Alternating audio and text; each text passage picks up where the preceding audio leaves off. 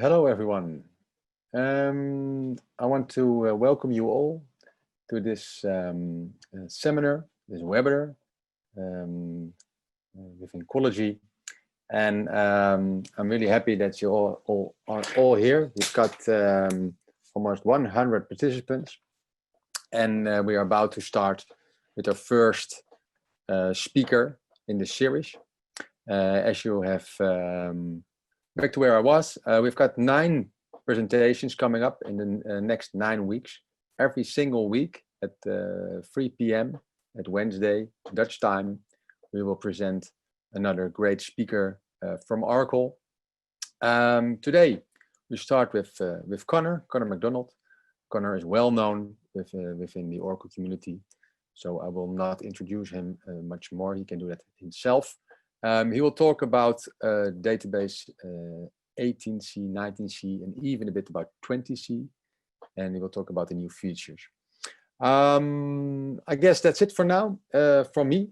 I might see you at the end of this presentation. And I will now go to Connor.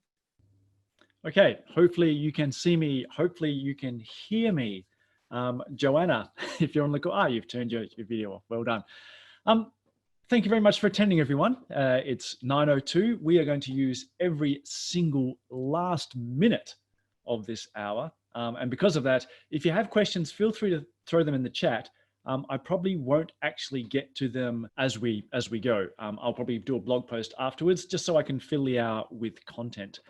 Let me share my screen and we'll get straight into it. So without further ado. Okay, so hopefully you can now also see my slides, etc. Let me just do a quick resize here so I can see what I'm doing.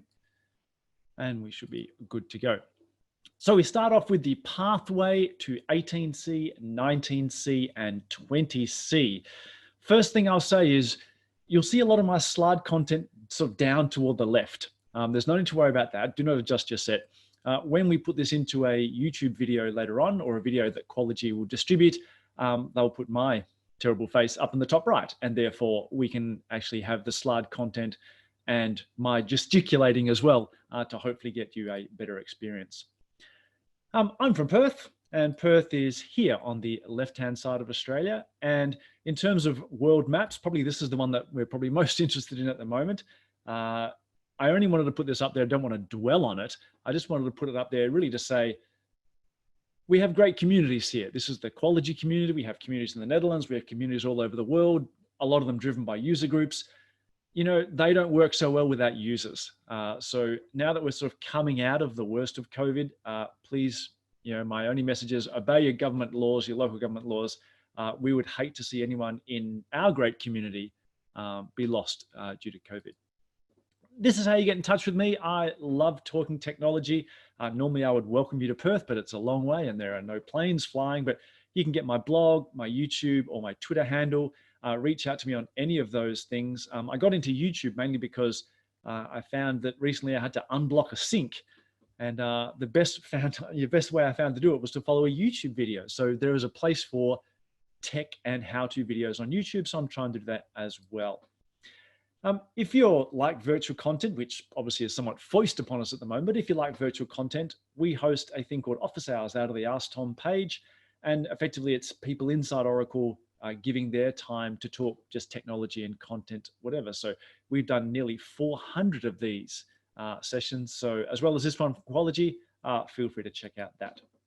Safe harbor, blah, blah, blah, because there's a bit of 20C stuff in here. Let's clarify a couple of things before we get into it. Before we begin, number one, a quick message for anyone who Qualogy who was on this call. I was in the Netherlands. It was my last actual face-to-face meeting before COVID shut me down in March. And we did this talk, but I wanted to assure you that the introduction is similar, the conclusion is similar, but I actually ripped out all the content from the middle and replaced it with predominantly different content. So if you're from Qualogy, hopefully you'll find plenty of good stuff here as well. It's not a straight repeat of the one we just did. And the second one, this goes for everyone, is let's really clear the air. When we talk about features in 18, 19, and 20, we're probably not really talking about features. It's not about features that we really have a vested interest in these releases. It's about this. there's a bomb ticking. And that bomb is the fact that all the popular database versions, 11.2 in particular, but 12.1, etc., they're all coming out of support. And so you have to upgrade. And people are thinking, well, I must upgrade. I have to go to 18 or 19, 20. What do I do? What's going to be there? And that's what this session is really designed to motivate you on. I want to stress, stop freaking out about upgrades. Yes, we do an annual release, 18, 19, 20, 21, etc. Yes, we don't precisely tell you exactly what time of the year they come out. But that doesn't mean that we're saying, guess what? Every time a release comes out, you better get on your bike and start upgrading. That's not how we do it. Our job is to actually come to make releases available. In fact, our whole strategy here for releasing annually is not about people upgrading every single year. In fact, our release strategy is predominantly your fault. Now, that's a brave statement from an Oracle person to say that, but let me try to justify that. We had a lot of feedback over the past decade of what customers need, what their demands are, and you obviously are Oracle customers. And we can pretty much divvy them up into two types of customers. One is what I call the what the hell customers. And the what the hell customers are those that goes, seriously? Upgrades? That's the last thing on my mind. The only thing I want to do with my database, which is running fine, is give me security patches and leave me the hell alone. And that's fine. For that reason, we have particular nominated releases that will be supported for huge lengths of time. 11.204 was an obvious one, and 19C is going to be the next one. Big, huge, long support dates, such that you only have to do jumps very, very rarely. For the customers that are happy with their database, they don't want to do anything except really stay supported and, more importantly, stay secure. That's really what the motivation is, to keep security patches current. 19C is your go-to release. You'll get supported all the way out to 2026. And more importantly, any supported release you're currently on, you can jump straight to 19C in one hop. There's no intermediate hops you have to do. And we've made it as easy as we can. You don't want to do it often, so we try to make it easy. We have this tool called Auto Upgrade. Check out Mike Dietrich's blog. It's a facility that you're probably familiar with, the upgrade manual back in the days, where it would say, here's your upgrade step. Here's the 75 preliminary steps you have to do, and then you upgrade. Now we've taken those 75 steps and we've jammed them into a tool. So it literally is, you run the upgrade, you get a report, and you're off and running. It's very cool. That's one kind of customer. The other customer is what I call the OMG customers. They're the opposite. They have been desperately waiting for particular features because it's going to give them some sort of competitive advantage, something that's going to give their business a commercial boost. Back in the day, back in the Oracle 8 and 9 days, they'd have to wait for years to get those releases. So annual releases is an example where they can actually jump earlier and quickly, and more quickly than they would have in the past. For them, they have this ability to jump every single year to a release to grab particular features. So for them, it's not about just upgrading only for support cycles. For them, it's upgrading because they want to do a particular feature. And in fact, you can even do this in your one company at the database level. I literally worked for a company that did exactly that. They had two databases. One of them was their data warehouse. The data warehouse, they went from 11.2 to 12.1. The only reason they went to 12.1 is for pattern matching. It's a fantastic SQL syntax for analyzing patterns. They needed to look at fraud detection. They went from 12.1 to 12.102 for InMemory. It was a data warehouse. InMemory is a great fit. They went to 12.2 for online table move so they could compress historical data without an outage. So for them, that data warehouse, aggressive upgrade cycles for features. Their OLTP database, which was just a stock standard transactional database, not a huge use of extended features. They went from 11.204 to 12.2, and that was actually for some EBR, for some online redefinition. And they've done nothing since then. They're planning on going to 19C for that long-term support. So even within one company at a database by database level, you can choose your upgrade strategy. It's your choice. I can't stress that enough. It's not like we are jamming releases annually down your throat. This session is how to prepare for when you get there. And there's a lot in there. And to rush through this, I want to get into features. So I want to talk about, for DBAs on the call, if you want to get out and try these features once we cover them, You can get started right now by literally installing nothing. You just jump onto one of our cloud offerings, sign up for a trial. You can get access to 18, 19, and even 20 on our cloud. Now, if you're a DBA, you want to get your fingers sort of a bit wet, you can install a little bit by downloading one of our pre-built VMs. So yes, it's on your own machine now. You can go, it's all pre-configured, it's all installed, it's up and running, but at least you can go look at the Oracle Home, look at how it's configured, etc. If you're a real DBA, I shouldn't say that, you can install lots by literally downloading the software and actually going through the full installation process by yourself. But even that is actually part of what I call the new features, because in these later releases, it's actually easier. Nowadays, when you download the software, it's no longer just a big set of jar files that you have to effectively unpack. It literally is the Oracle Home. We ship you the Oracle Home, you just unzip it, run the installer, it relinks, and you're done. Much, much faster, less space. It's even easier than that, because now, if you're on Linux, we give you an RPM install. So effectively, one single RPM install, and you can install on Linux. No longer having this specially Oracle-based installation and everything else on Linux is RPM. You can actually use an RPM for Oracle. And even easier than that, you can do it now as part of a DevOps. You can now have a read-only Oracle Home. And what's more, in Oracle 20, it's the default. So rather than having to have, say, a Docker image or a VM with this giant Oracle Home that's going to change all the time and therefore cause problems in virtualized environments, it's now read-only. We've taken the read-write parts, password files, SQLnet files, etc., outside the default Oracle Home, which of course means you can run a database in Docker much, much easier. So for the rest of this session, the time is flying past. It's a bit of a degustation meal. I want to touch on lots of features quickly to hopefully inspire you to go explore them more fully. I'm not going to dive into any particular one in huge amounts of depth. But like that, let's get straight into it. Number one, and I call it number one, even though I've covered, I would argue, 5 features already. Who remembers multi-tenant? Now that's a weird thing to say, remember multi-tenant, because obviously it's part of the Oracle database set. But multi-tenant, people forget, is actually just a super cool piece of technology.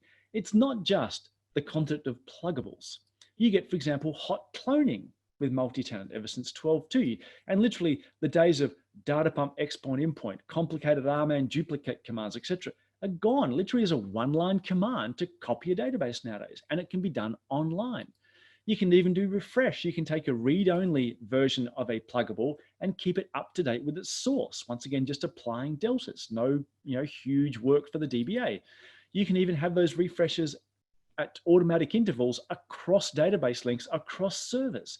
There is so much goodness in multi-tenant, and there's not a lot of usage of multi-tenant. And let's be honest, why is there not such a lot of usage worldwide of what is just a super cool piece of tech?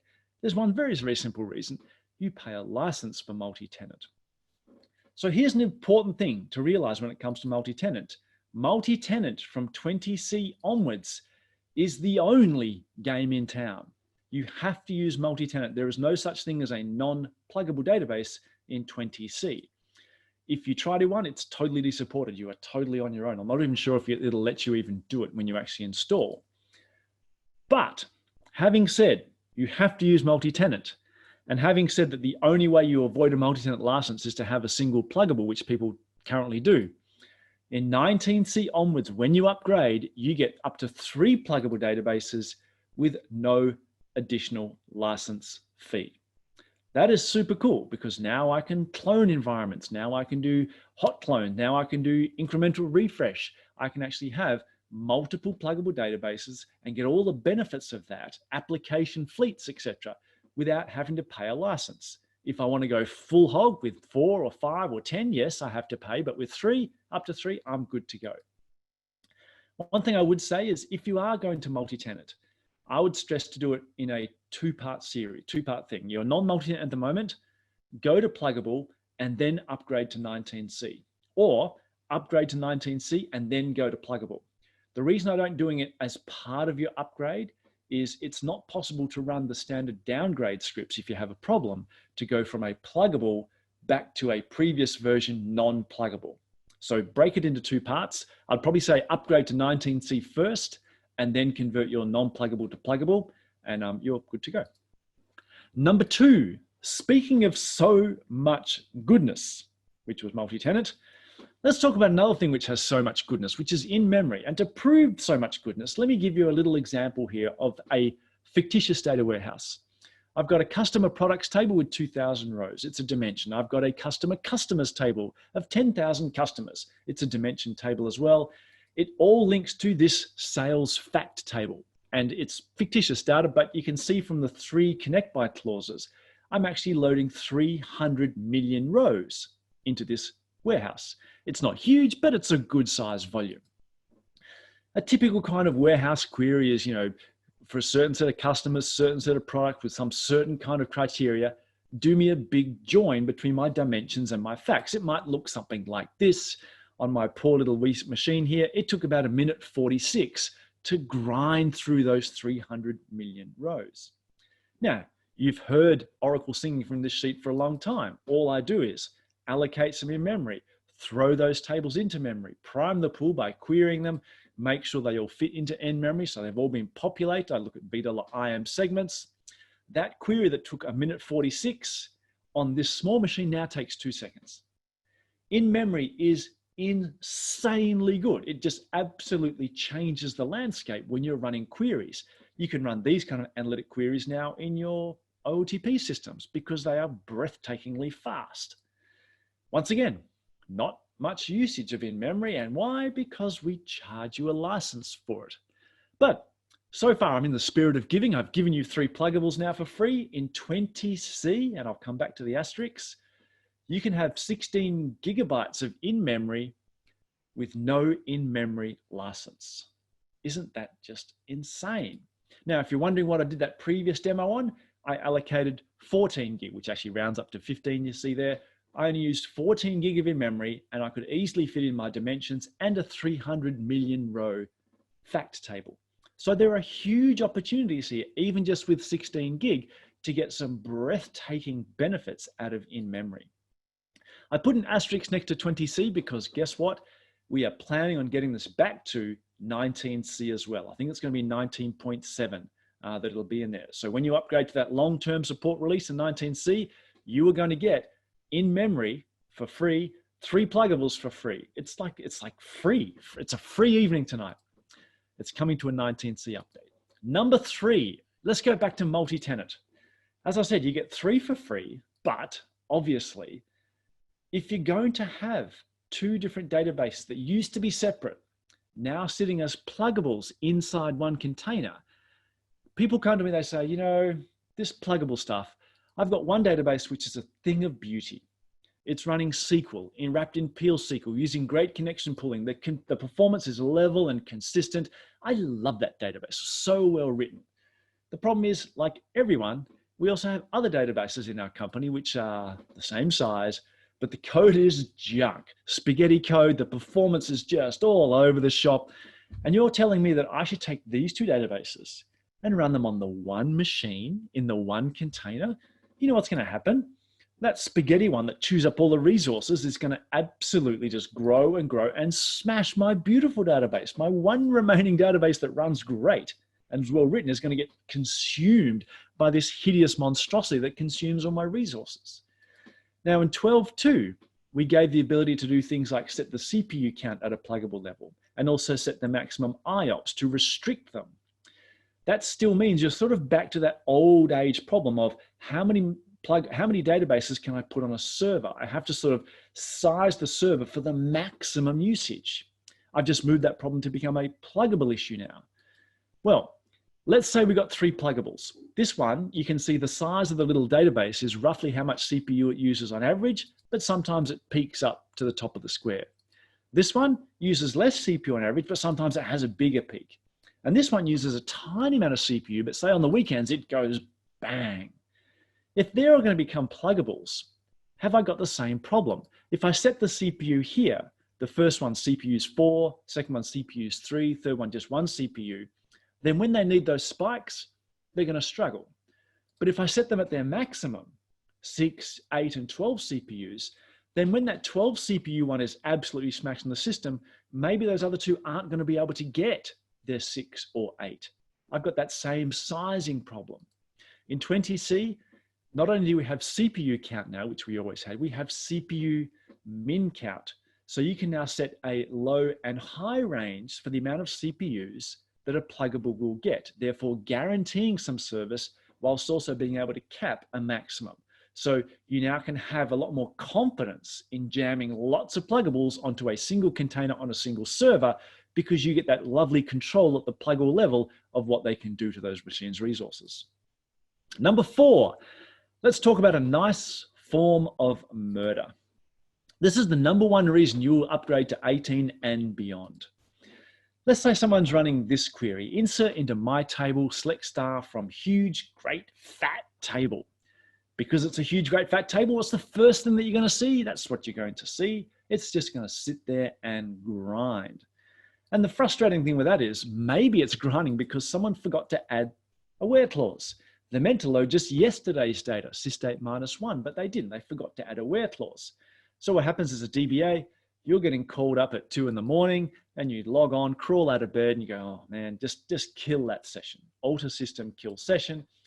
The result of that is unhappy users, because yes, you've killed their insert, but you've also killed the 12 other things they might have had uncommitted changes, other things that were critical to them before that insert ran. You don't know what they were doing before they ran that bad query, and you just wiped out the entire session. In 18C, we finally delivered what we've always really wanted as a DBA in terms of killing things, which is let's cancel the SQL that's currently running. And that's the SID and the serial number I've passed in there. You can also pass in a SQL ID as well. So the session is left intact, but we actually have canceled the SQL statement. That's really cool. Number 5, speaking of number 1 reasons, that was to 18C. Let's talk about number 1 reasons for to 19C. Let's go back to bad SQL. I just spoke about how you can cancel the SQL and leave the session intact. Sometimes canceling SQL doesn't help. And let me explain why with a metaphor.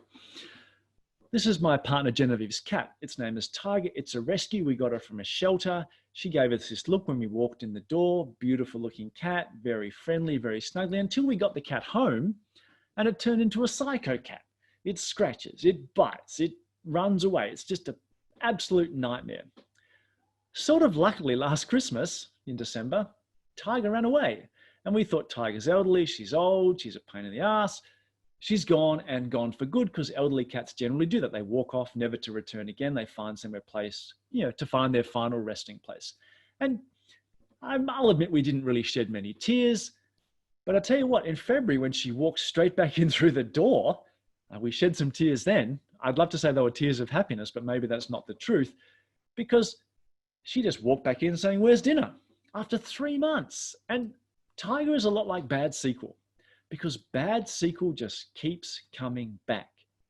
You've done the right thing as a DBA. You've only canceled their SQL. You haven't killed their whole session. The user goes, "Oh, my SQL didn't stop running. Let's run that again." And off we go. You cancel the SQL, let's run that again. And you get stuck in this war across the internet with the person running the query and you canceling it. In 19C, you can quarantine a bad SQL based on the resources it's consuming or its elapsed time. And once it's quarantined, you can't run it again. They get an error on subsequent execution. You can do it manually. Here's an example. I've done set feedback on SQL ID. That's an 18C thing in SQL Plus, so I can see the SQL ID.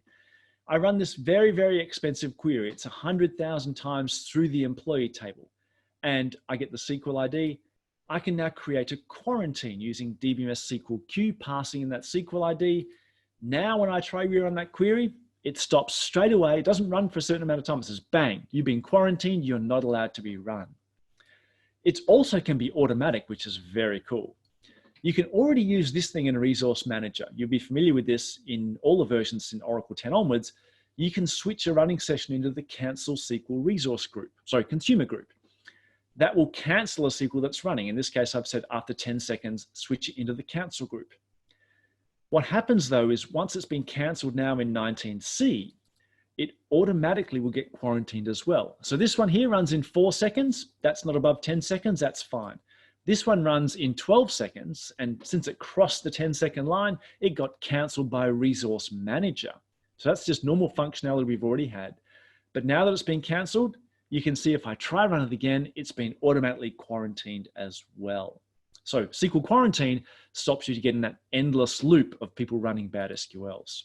You can see which ones are being quarantined in VLSQL. It'll even show you the number of executions that we managed to stop. And there are APIs to unquarantine things, etc. Hopefully in the future, this is one of the things we're planning. It's not there yet, I want to stress, but this is where we're heading in terms of the autonomous database. See a bad SQL, quarantine it, bang it into a SQL tuning analysis phase, find out if there's a better plan. If you can, use SQL plan management to enact that better plan, disable the bad plan, automatically unquarantine the SQL, the user can rerun it and they'll never know. That is super cool. Not there yet, but that's one of the plans. The ability to have the database work out a better way of running something while it's being quarantined as well. Number 6, maybe it's not slow running SQL. Maybe it's what I call the lunchtime nuisance. And what's the lunchtime nuisance? That guy that's got his little trendy laptop on his desk, he started an open transaction and he's gone to lunch, unaware of the chaos he has just unleashed upon the world. Now, in these days of less client server, more web-based application, this is not as common anymore because we have stateless environments. But what we do have now is your app server can become that person. The app server nuisance is when an application, for example, crashes on the client side, it leaves a session hanging on the app server in a connection pool. It's got outstanding transactions. Yes, it will be eventually cleaned up, but during that time, all hell is breaking loose as everyone gets blocked out. In 20C, we have a new init.org parameter, max idle blocker time. And you can set how long someone who's idle but is blocking other people gets to stay there with it before we kill them. Sadly, the granularity is in minutes. I wish it was in seconds, so we could do like say 30 seconds or 20 seconds, but it's in minutes. But if I set it to 1, here's an example. Session 1 in white comes along, deletes from this table and goes off to lunch without committing. Session 2 comes along and tries to get that lock. He's waiting, he's waiting, he's waiting. After roughly a minute, he'll actually get a response. In my case, it took 47 seconds.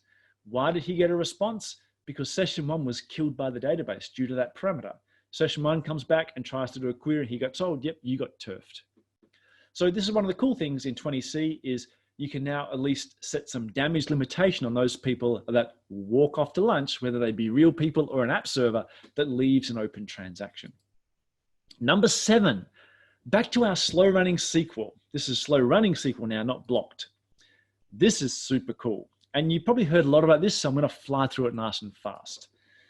Maybe the SQL is actually fine. Maybe they did remember to put the predicate on. They want just, for example, the last 1 hour's worth of transactions, systate -1 on 24. But maybe they're just missing an index on this load date column. This is what you're meant to do. What you're meant to do when you go as a DBA or developer to think about adding an index onto a live production system. You find the SQL statements that are running badly using, say, TopSQL or AWR. You then consider indexes for each of those SQLs because you need to find the predicates to put indexes on the right leading columns. Then you need to do some consolidation. What if you find a predicate which is where column A equals something, one which is column A and column B, one which is column A, B, and C? Then a single index on A, B, and C solves all those things. So you don't want to over-index. You have to consolidate some overlaps. You then create them as invisible and unusable. So they exist just in the dictionary because you don't want them to just slam them on the system because you don't know if they're going to make things worse. You then tweak some parameters to do a virtual execution plan on those unusable indexes to get a rough idea of whether the optimizer would even consider them. If it did, you then really go ahead and create the index, but still keep it invisible because you don't want to unleash it on the system yet because it might impact other SQL statements. It's got to be invisible. Then you actually have to test execute every SQL you're looking at because just because the optimizer says it's better doesn't mean it's going to be better. You have to actually prove it. Then you decide on the index benefit. I might have come up with 10 ideas for indexes. 4 are great, 6 make things worse. You just have to work out that balance. What you do then is to make sure you can deploy those 4 good ones is you use SQL plan management to block the new plans that would have come out from the 6 other indexes to make sure that you could create them and not impact anyone, then you can finally make the indexes visible. You've got performance benefits and no impact risk. Phew, we're done. What do we actually do as DBAs? This is what I do. The phone rings at 2 in the morning. A query is running slow. I slam an index on called "Let me get back to sleep," and guess what? I'll worry about fighting the fire in the morning. I don't care what else went wrong. I solved that problem. It's not really an intelligent way to treat things, but let's face it, when we're in panic mode on call out, that's what we do. And so the premise here is, what if we could do all of that for you? That 10-step best practice process. And 19C Automatic Indexes does exactly that. It follows those 10 steps. It's not just see a bad SQL, slap an index on, hey, let's see what happens, like we as humans do. It actually follows the 10-step process I elaborated there. We capture candidates, identify indexes, verify they're actually better, decide on their worth, use SPM to block out the bad ones, and continuously monitor the system. And we do it every 15 minutes. That is insanely cool. Very, very cool. Don't get me wrong, it's not a perfect solution yet. It's the beginning of our move toward a self-managing system. We have to look at things like indexes for foreign key locking. What about automatically compressing the indexes? That is something that's coming in 20C. Do we need to coalesce tables? What about index organized tables, etc.? But we keep expanding and developing and building on this to alleviate all that pain and hardship from you as a DBA. I will stress it only works on Exadata. Now, before you can jump on me and say, oh, you know, it's only why is that? To do all this stuff, we have to do a bit of work. We have to burn a fair bit of CPU to actually build indexes, test them, execute your queries to see if they're actually of benefit. The reason we adopted an Exadata-based approach is normally when people have their own bespoke hardware, they buy 8 cores because they want to use exactly 8 cores. And that's intelligent. You basically want to maximize the risk, your return on your investment in terms of license costs. When people buy Exadata, they generally buy unit blocks of hardware, quarter rack, half rack, full rack, etc.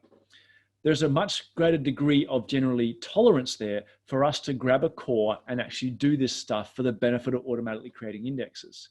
So there's genuine reasons behind it. It's not just like we, oh, you have to be Exadata. In this way, Exadata are the most common examples of hardware that will have readily available spare capacity that you already have access to. We don't want to be that person that grabs two of your cores on your system, which is already tightly impacted on cores. Number 8, how am I going for time? We're getting there. Speaking of Exadata, this is the latest Exadata X88. This isn't a 20C thing. It's got 576 cores, 18 terabytes of RAM, 720 terabytes of flash, 2.3 petabytes of disk, 40 gigabit per second of InfiniBand. And believe it or not, we have some people who look at that and they go, you know, yeah, that's just not going to cut it for me. I need more.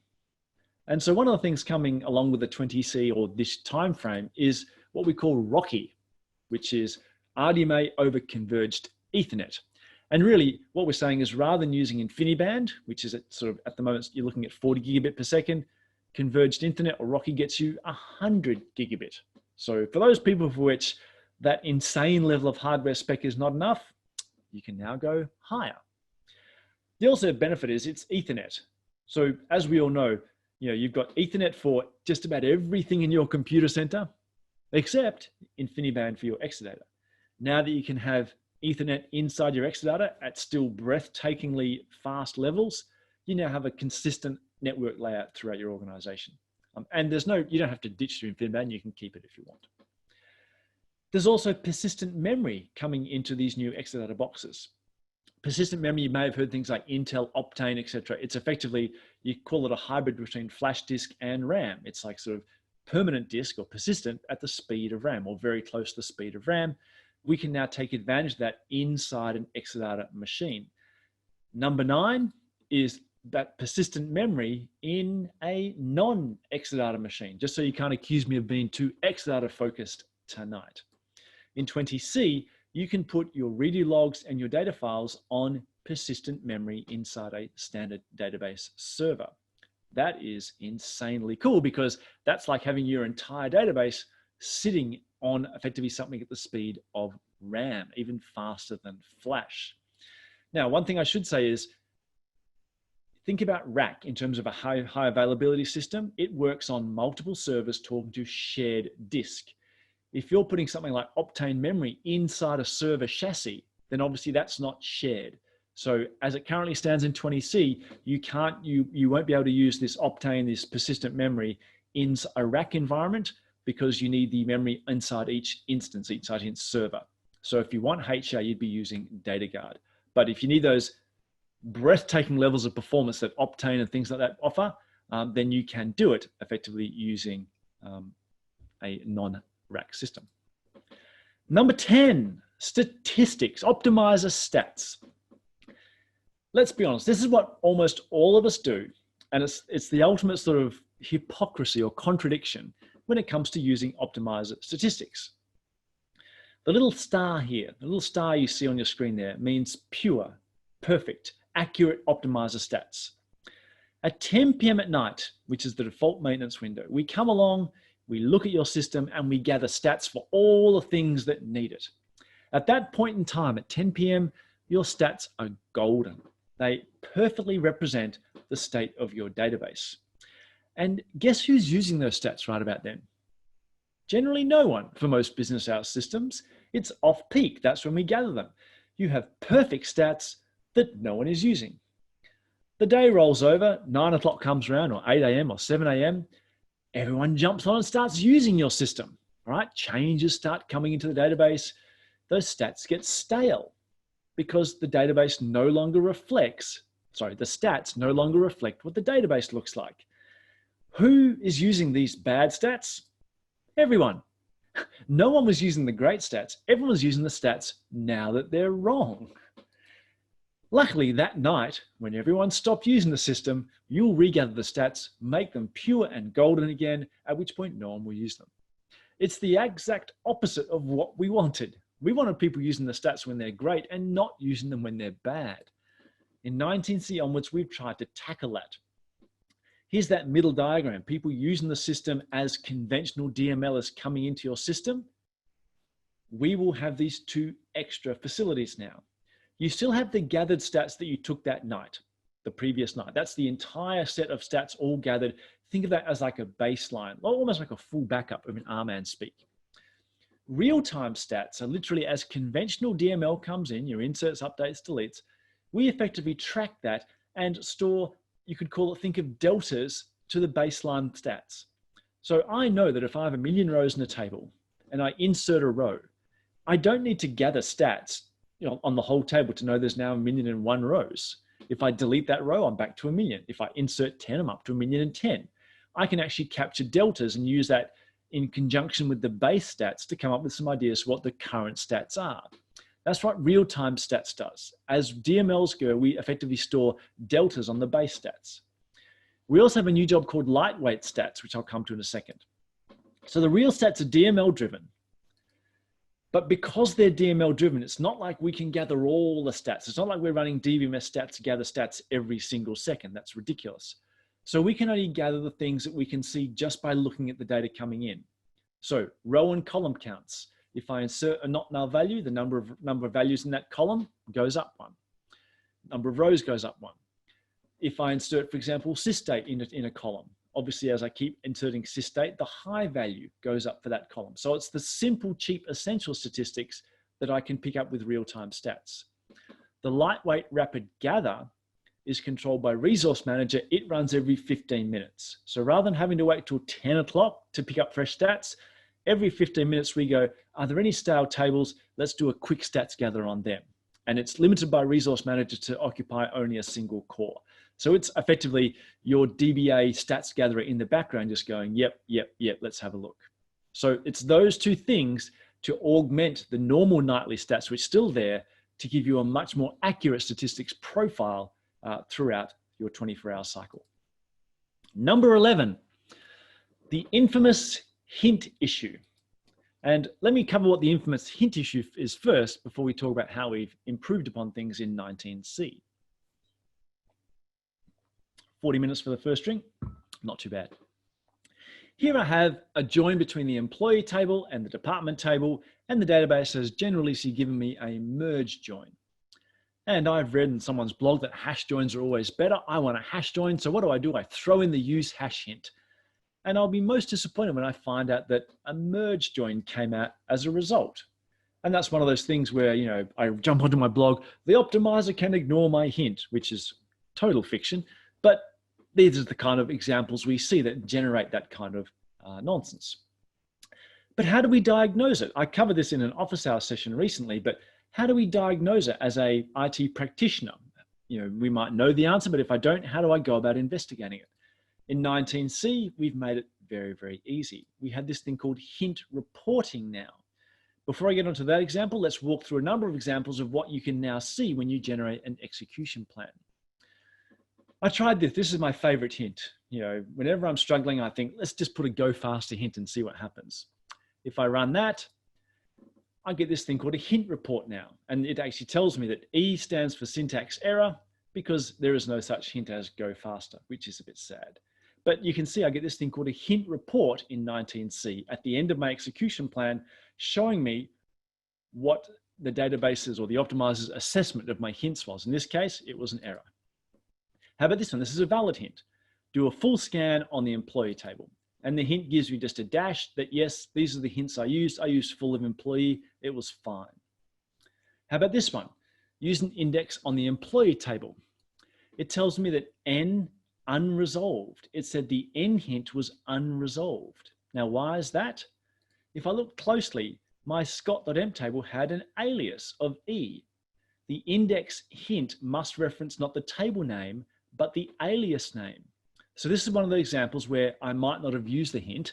In this case, I picked the index anyway, but it actually says your hint was unresolved because according to the optimizer, there was nothing called emp. There was only something called E, and that's why it got unresolved. Let's go back to our first example. I asked for a use hash, it gave me a merge join, and it actually said your hint was unused. I didn't use the hash join. And why didn't it use it? Because the hash join on D only makes sense if I'm joining from somewhere else into department. And as you can see from the plan, I'm joining from department into employee. It made no sense to use the hash in this scenario. And so hint reporting is a great way of actually digging down into making sure your hints are valid and that they're actually phrased and being used as you would expect. Number 12. Now I'm getting on in life. I'm not going to tell you how old I am, but I'm getting on. But I thought I'd embrace, a bit more of the hipster, the young, sort of upwardly mobile professional kind of culture. Let's talk about Internet of Things. You know, when your fridge starts talking to Google it to say it needs more fruit or stuff like that. We have all these great IoT sensors out there nowadays. We walk around with them. We got our Fitbits, we got our, our phones, we've got my fridge. We have so many things that are sitting there constantly sending information to some cloud-based provider, hopefully securely, most probably sitting there on some unsecured Amazon S3 bucket, but not to worry. All these things are just sending information as fast as they can. Now, you might want to store that inside an Oracle database. Now, as we know, if you have just a simple table with a primary key and you just slam inserts out at one row at a time, transaction at a time, the database will do a great job, but not an awesome job. Here I'm inserting 4 million rows. It took me 5.5 minutes on my laptop. Now, IoTs can generate a lot of things. Internet of Things devices can be pummeling out millions and millions of things in very small timeframes. That's probably not fast enough. Now, obviously, as Oracle professionals, we know we shouldn't write code like this. What we should do is process it in batches, do some array binding, some direct loading, etc. But of course, IoT devices, they don't know about that. They just fire and forget. Therefore, it becomes your problem as a coder to pick things off the IoT device, batch them up, write some code, work out how big your batch size is, send them off. What happens if it stops sending information? What do I do with an outstanding batch? You have to manage all this to get those performance increases yourself. In 19C, we've implemented that for you. You don't have to worry about it. I simply take my table and say, I want to optimize it for memory optimized writes. Now, using the special hint, Mem Optimized write, I can do my 4 million inserts in 38 seconds, not 5 minutes. And notice there's no commit there. All this is doing is effectively taking away from you the effort of having to build a batching mechanism. What we do is you simply slam inserts at us. We will batch them in memory in the SGA in a private area. And at regular intervals, we'll simply shuffle them down to disk. Because we are doing that, you need to be aware that just like your own code, if it was to crash while it was accumulating a batch of updates, this can do the same. This can sacrifice a batch if you actually had the server crash. There's no greater risk here than if you're doing it yourself, but be aware that's why you don't need a commit. This is not transactional semantics. This is you slam the rows one at a time, we'll batch them up, and at regular intervals, we'll simply dump them down to disk. You get the performance benefits and you're sacrificing a bit of transaction integrity, just like you would if you were doing it yourself. Number 13, everything is not all right. And what I mean by that is I just spoke about a feature of being able to slam information into the database as fast as you can into a primary key table. But in 18C, what if you want to do the opposite? What if you want to actually access one of these huge tables with a single primary key lookup incredibly rapidly? Once again, generally it's not something that we would advocate as great practice, but sometimes people need it.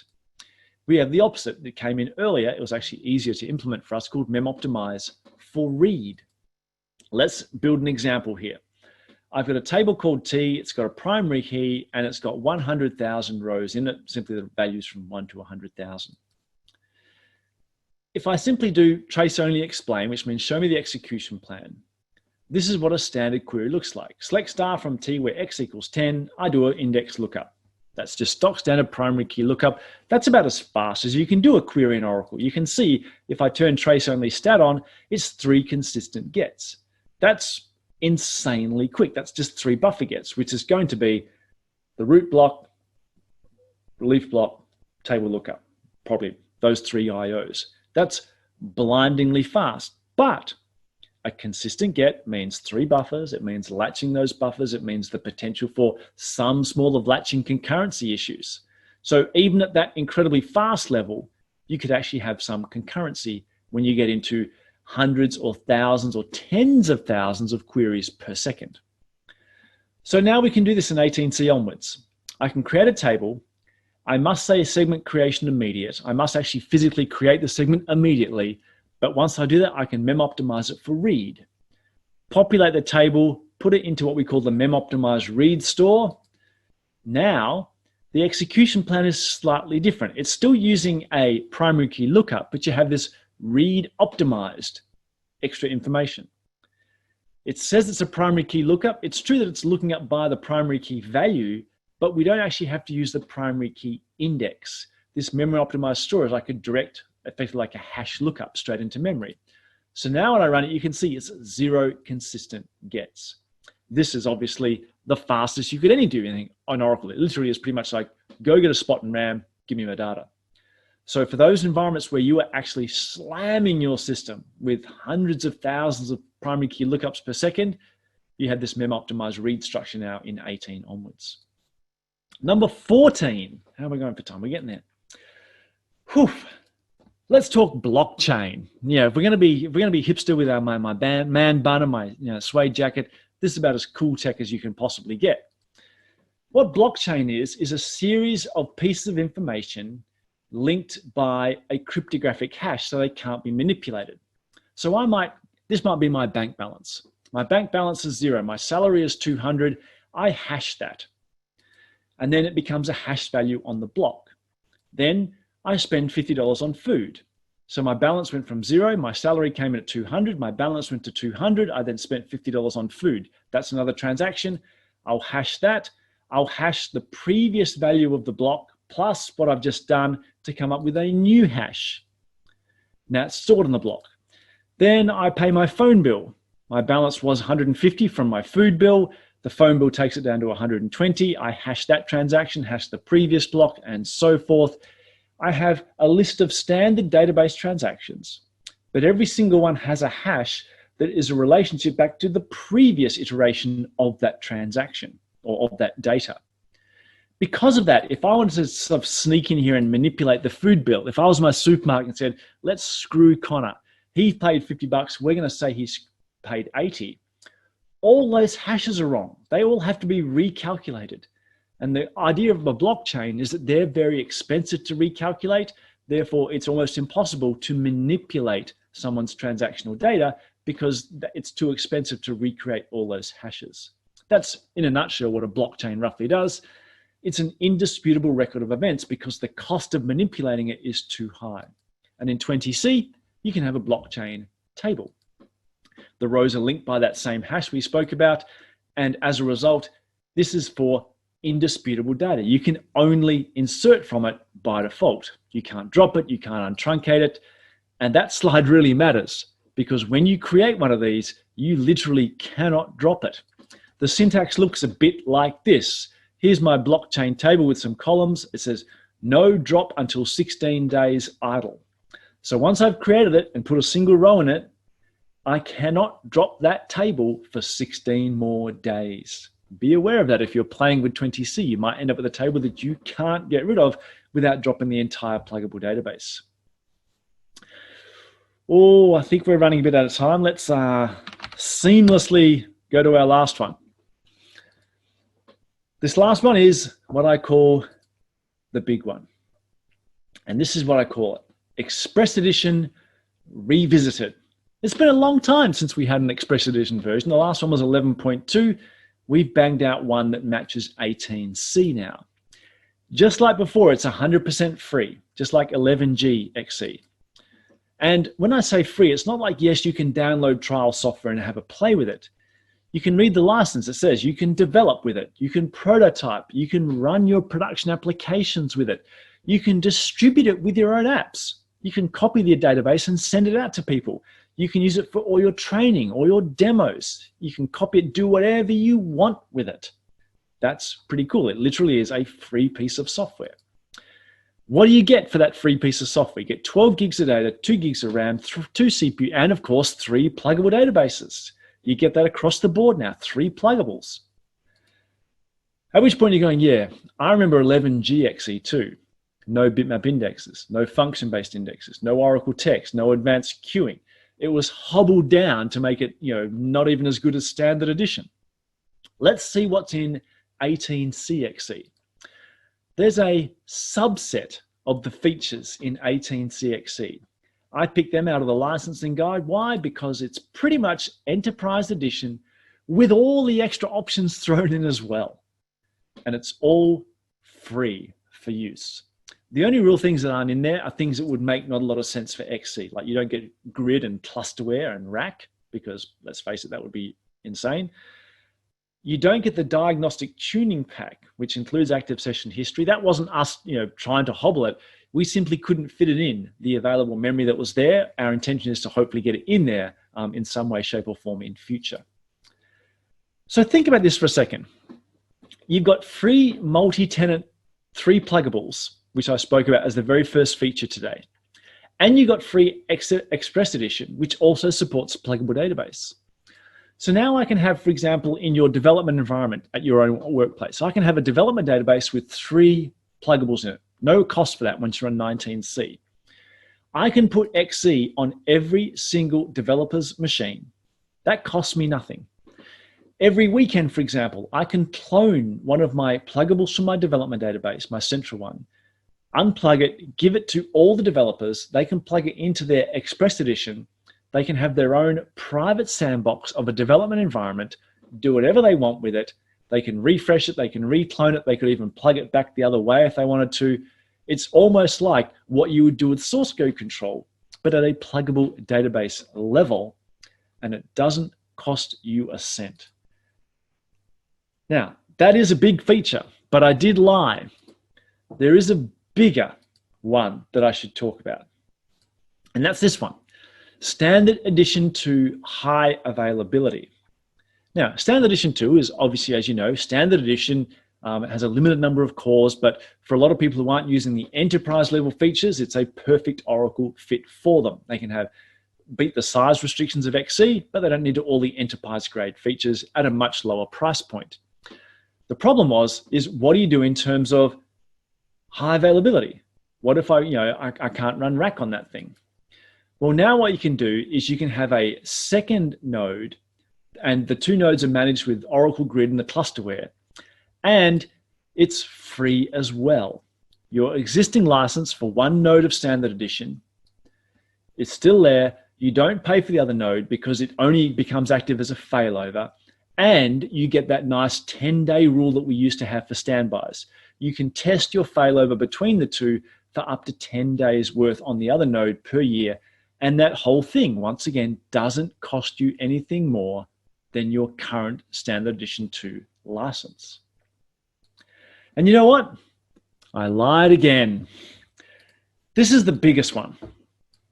You get a free autonomous database. Those people saying, oh, you know, you spoke about Exadata today. Well, I'll never own an Exadata. You can have an Exadata of your own for free on the Oracle Cloud. This is what you get when you sign up for free autonomous database. 2 autonomous databases, 2 VMs, 100 plus gigs of storage, plus load balancing network, all free, and not just free for trial, not just free for, you know, demos, free forever. In fact, even internally inside Oracle, we're running a lot of apps and a lot of, you know, hackathons, etc., on our free autonomous database. If you want to set one up, a friend of mine, Dimitri, did a fantastic blog series walking you through the exact steps on how to set this thing up. But this isn't a trial software. This is not, you know, a thing to get you on cloud. This literally is a free production grade Exadata database running on the Oracle Cloud with all the goodies, free forever. Let me wrap it up because it's 9:57. As I said, we would go right to the wire. 18, 19, 20. The aim here is we're satisfying both customer types. You can stay on 19C for a long, long time, just one upgrade, or you can aggressively upgrade to get those really cool features if they're going to give you a competitive advantage. There's a whole lot of stuff we didn't cover today, a whole lot of stuff that I covered back in March at Qualogy. But the key thing here is, did you see how much free goodness we have? So much free stuff coming your way. And, you know, I like to think of it as new Oracle. Yeah, I'm proud to be, you know, delivering this kind of messaging. Thank you very much for your time. I'm going to hand back now to the Qualogy to host. Let me stop my share, put myself on screen. Let me find the Qualogy people, and I can hopefully. Thanks, Connor. Big thank you to you. It was a great session, I think. So I want to thank everyone who participated. And of course, I want to point out that next week we have Maria Colgan, and she will take us to the autonomous database, take a look under the hood. I think a very interesting session as well. So I'll hope to see you again next week. And in the meantime, if you know any other people, colleagues who want to join, let them subscribe, and we're happy to add them to the list. All right, for now, have a good day, and we will close this session.